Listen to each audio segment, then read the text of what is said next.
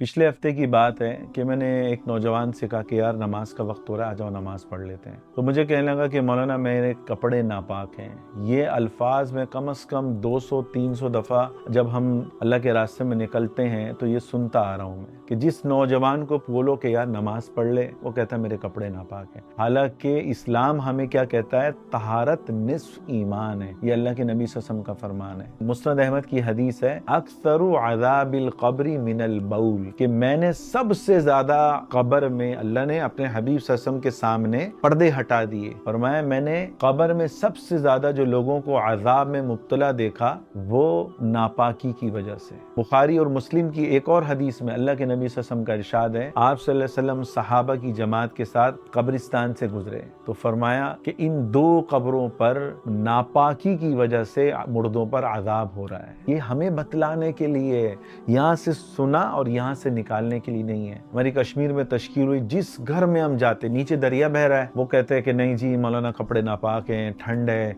नीचे से पानी लाएं और ऊपर उसको चढ़ाएं और फिर नहाएं। यानी उन पर अगर गुस्ले जनाबत हो जाता तो ना उनकी औरतें नहाती ना वो खुद नहाते। तो अब तबलीग की वजह से आहिस्ता आहिस्ता इनमें दीनदारी पैदा हो रही है। हमारे साथ जमात में हम लोग कश्मीर में थे, एक नौजवान को, हमारे सामने की बात है, 15 दिनों में 2 दफा एहतलाम हुआ। 24-25 साल का नौजवान था, तो दोनों दफा उसने ठंडे पानी से बर्फबारी, वल्लाह मैं कह रहा हूँ बर्फबारी के अय्याम, उसमें उसने रात को ठंडे पानी से नहाया है। जब अल्लाह की मोहब्बत आपके दिल में होगी तो आपके लिए नहाना ठंडे पानी से बर्फबारी में भी आपके लिए आसान हो जाएगा। तो मेरे अजीजों, जब भी आपके कपड़े नापाक हों, याद रखें आपको मरना है, कब्र में जाना है, और आपको फरिश्ते जो अज़ाब दे रहे होंगे वो सबसे ज्यादा नापाकी की वजह से दे रहे होंगे। तो कोशिश करें इससे बचने की। अल्लाह के नबी सल्लल्लाहु अलैहि वसल्लम की ये हदीस, कब्र में अज़ाब हो रहा है नापाकी की वजह से, ये हमें बतलाती है कि भाई जिस गुनाह को हम हल्का समझते हैं, छोटा समझते हैं कि जी कोई मसला नहीं है, एक तो नमाज नहीं पढ़ रहे, हदीस में आता है जो नमाज नहीं पढ़ता, कज़ा कर देता है,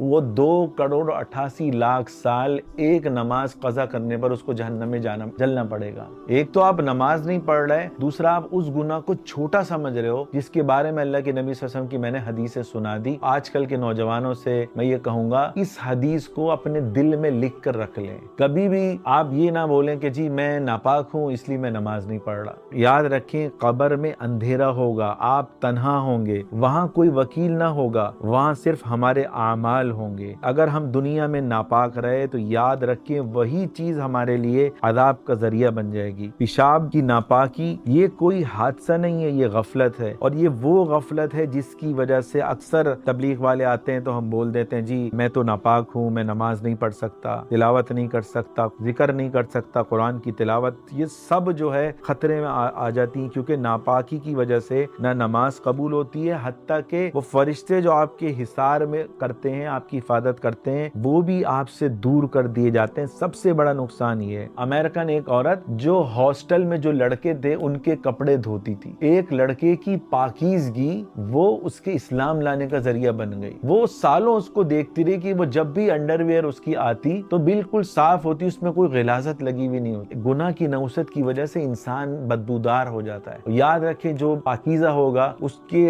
दिल की रूहानियत और जिस्म की रूहानियत की वजह से अल्लाह उसके जिस्म से खुशबू को जारी करते हैं जो सिर्फ अल्लाह वालों को, नेक लोगों को महसूस होती है। तो वो औरत कहने लगी कि मैं जब भी तुम्हारी अंडरवेयर मैंने धोई है मुझे नापाकी नहीं मिली, क्या वजह है? उस लड़के ने थोड़ा सा उसको इस्लाम समझाया, उस थोड़े से इस्लाम समझाने पे अल्लाह की कसम वो औरत मुसलमान हो गई। तो कोशिश करें भाई, कोई तबलीगी आए या दावत इस्लामी वाले आए तो हम ये ना बोल सके कि हम नापाक हैं। अल्लाह ताला हमें जो है पाकी वाली जिंदगी इख्तियार करने की तौफीक अता फरमाए। और मैं भाई सदके जारिया की नियत से ये वाकयात रिकॉर्ड करा रहा हूँ और ये हदीसें, तो आप भी कोशिश करें सदका जारिया की नियत से इसको ज्यादा से ज्यादा फैलाएं। क्या पता मेरे आपके कहने से एक बंदा जो नापाक रहता था वो पाकीज़गी वाली जिंदगी इख्तियार कर ले, तो ये हमारे जन्नत में जाने